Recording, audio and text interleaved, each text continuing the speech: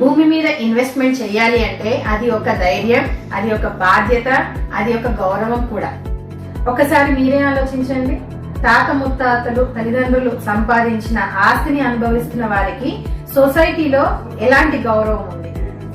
Bank లో డబ్బులు పెడితే మనకు వచ్చేది వడ్డీ తక్కువ. షేర్లు, మ్యూచువల్ ఫండ్స్ లో ఇన్వెస్ట్మెంట్ చేస్తే అవి ఎప్పుడెక్కడికి పోతాయో ఎవరికీ తెలియదు. కానీ భూమి అనేది నిజమైన ఆస్తి. అది ఎప్పటికీ అలానే ఉండిపోతుంది. జనాభా పెరుగుతుంది, నగరాలు విస్తరిస్తున్నాయి, ఇంటి అవసరం ఎప్పటికీ ఉండేదే.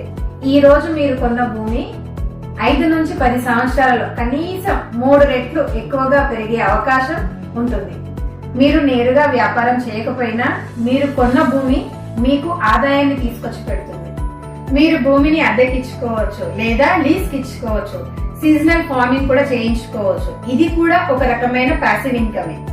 భూమి మీద బ్యాంక్ లోన్స్ ఈజీగా వస్తాయి. పిల్లల పెళ్లిళ్ళకి కానీ, పిల్లల చదువులకి కానీ, మన ఇంటి అవసరతలకి కానీ తొందరగా మన భూమి డాక్యుమెంట్స్ తో మనం లోన్స్ కూడా తీసుకోవచ్చు. మీ పిల్లల భవిష్యత్తు కోసం మీరు వారసత్వంగా ఏదైనా ఇవ్వాలి అనుకుంటే భూమి ఒక అద్భుతమైన ఎంపిక. అంతర్జాతీయంగా డబ్బు విలువ తగ్గి ఇన్ఫ్లేషన్ కి గురైన భూమి విలువ ఎప్పటికీ తగ్గదు.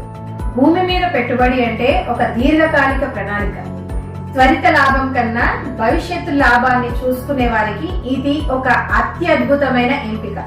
చివరిగా సరైన లొకేషన్, క్లియర్ డాక్యుమెంట్స్ మరియు నీటి సదుపాయాలు ఉన్న భూమిని మాత్రమే ఎంచుకోండి. ఇంకా ఆలోచించకండి. ఇప్పుడే ఒక 100 గజాల భూమిని కొనండి. అది మీకు, మీ కుటుంబానికి ఎంతో భరోసానిస్తుంది.